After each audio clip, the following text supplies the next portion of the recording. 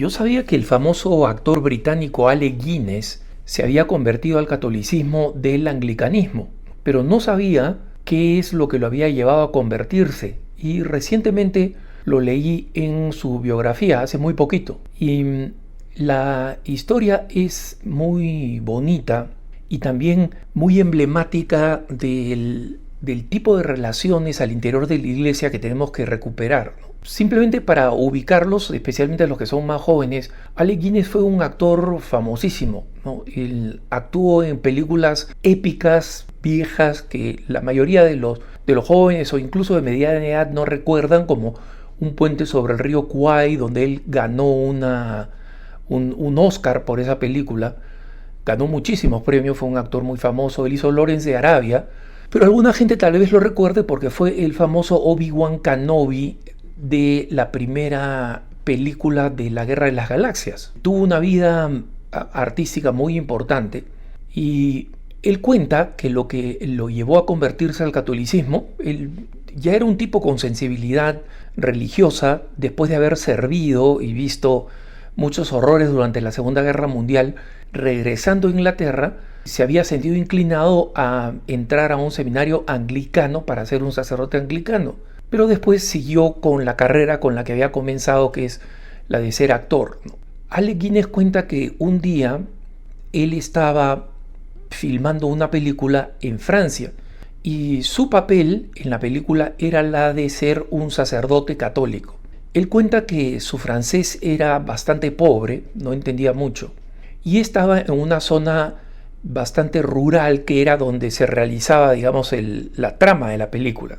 Entonces, él cuenta que saliendo de su propia habitación, donde había tenido que vestirse ya con una sotana como sacerdote católico, sale a caminar camino a donde estaba el set y él ve que un niñito francés que él no conocía, un niñito del pueblo, lo toma de la mano y comienza a hablar con él y a contarles cosas que Alec Guinness no entendía, ¿no? Él solamente le sonreía de vuelta mientras este niño seguía tomado de la mano del sacerdote y seguía hablándole en francés, y después en una pequeña bifurcación el niño se despidió de él contento y se fue.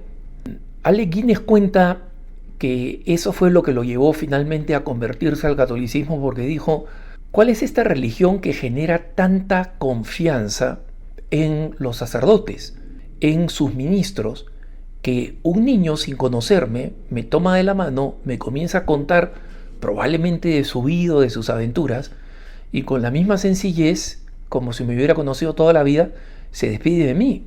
Y esto lo llevó a convertirse al catolicismo, ¿no? Años después, su esposa, que fue su única esposa toda la vida, a diferencia de muchísimos actores, y era de origen judío, británico, decidió convertirse al catolicismo cuando lo estaba acompañando en Sri Lanka para filmar la famosa película Un puente sobre el río Kwai. Ella se convierte al catolicismo después de haber recibido la formación sin que Alec Guinness supiera, y lo sorprende con la feliz noticia cuando Guinness termina de filmar la película Un puente sobre el río Kwai. El asunto es que nosotros pongámonos a pensar qué es lo que se piensa de los sacerdotes hoy en día en la sociedad. Y por supuesto, la herida de la desconfianza contra los sacerdotes es una herida autoinfligida en la iglesia, pero no por los sacerdotes, sino por los malos sacerdotes, no por los consagrados, sino los malos consagrados, no los ministros, sino los malos ministros. Y ellos han afectado y han creado una cultura de total desconfianza que se explica el hecho de que la iglesia tenga que normar restringiendo muchísimas cosas, ¿no? Por ejemplo, el que un sacerdote pueda estar solo con menores de 18 años, es decir, que no son adultos. En Estados Unidos, por ejemplo, las normas lo prohíben. Y sé que como práctica en otros países donde la iglesia no lo ha reglamentado, sigue siendo lo que se hace, ¿no? Y esto no solamente para evitar abusos, porque muchos podemos decir: mira, el sacerdote que yo conozco quisiera que pasara más tiempo con mis hijos, pero eso no se puede hacer no solamente para que se eviten futuros problemas, disminuir las posibilidades, sino porque hay que garantizar también las apariencias, ¿no? La señal que se da en la iglesia de tener esta política de combatir los abusos. Pero muchas vocaciones sacerdotales han surgido a lo largo de la historia en estas interacciones de los niños monaguillos, por ejemplo, o de grupos infantiles con el sacerdote. Interacciones donde no siempre los padres pueden estar por razones de trabajo o de deber. Y por eso es que es tan importante en la iglesia recuperar la imagen sacerdotal y recuperar la confianza hacia el sacerdote. Yo no creo que nosotros podamos ver, por lo menos no en mi tiempo, ¿no? Ni en el futuro próximo, un momento en que la iglesia diga: tenemos santos sacerdotes, ya no necesitamos de estas normas. No creo que eso vaya a cambiar, y en consecuencia hay que crear nuevos espacios seguros en los que esta interacción que llevó a tantas vocaciones, que llevó a tantos niños a ilusionarse con el hecho de ser la posibilidad de ser sacerdotes o religiosos o consagrados, con niñas que desean imitar la vida ejemplar de alguna religiosa. Y algo está haciendo la canonización de grandes personalidades, y digo grandes personalidades no porque sean famosas, sino porque tienen un maravilloso perfil, ¿no? Hace poco hablábamos de Pier Giorgio Frassati o hablábamos de Carlo Acutis, ¿no? Carlo Acutis, como relata su mamá, tenía una tremenda sensibilidad por la posibilidad de ser sacerdote, y Pier Giorgio Frassati, que se había vuelto terciario, posiblemente hubiera terminado como sacerdote. Y estos son personajes que se vuelven ejemplares para los jóvenes de hoy, pero necesitamos ese sacerdote de a pie, ¿no? De la vida cotidiana, que da un ejemplar testimonio.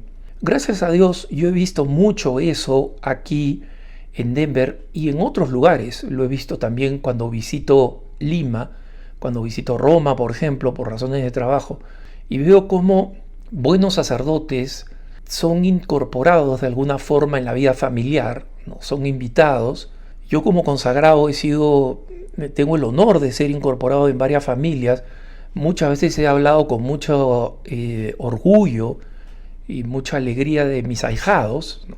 Tengo la bendición de ser padrino simplemente porque estas familias han visto en mí a alguien en el que pueden confiar, y eso me llena de alegría y de una sensación de un don inmerecido. Pero la integración de los sacerdotes en la vida familiar, en las distintas actividades, y donde el sacerdote se distinga como sacerdote. Miren ustedes, Ale Guinness, ese niño no le hubiera tomado la mano nunca en su vida si no fuera porque estaba con una sotana. Y no tiene que ser obligatoriamente una sotana, pero una vestimenta sacerdotal. Y son cosas que cada vez estamos viendo, más sacerdotes vestidos como sacerdotes, más familias integrando a los sacerdotes, invitándolos, compartiendo con ellos, los sacerdotes también haciendo conocer un poco más a las familias de su propia vida. Creo que todas estas son cosas que miran hacia el futuro con cierta esperanza, pero que si nosotros somos conscientes, podemos impulsarlas más en nuestra vida. Especialmente los padres que frecuentan una parroquia o un movimiento o una comunidad, conocen a los sacerdotes, aprecian a esos sacerdotes, muchas veces los han conocido desde muy jóvenes y saben que no solamente pueden confiar en ellos, sino que pueden proponerlos también en la vida cotidiana para sus hijos, para los menores que conocen, como modelos para la vida. Que tengas un buen día.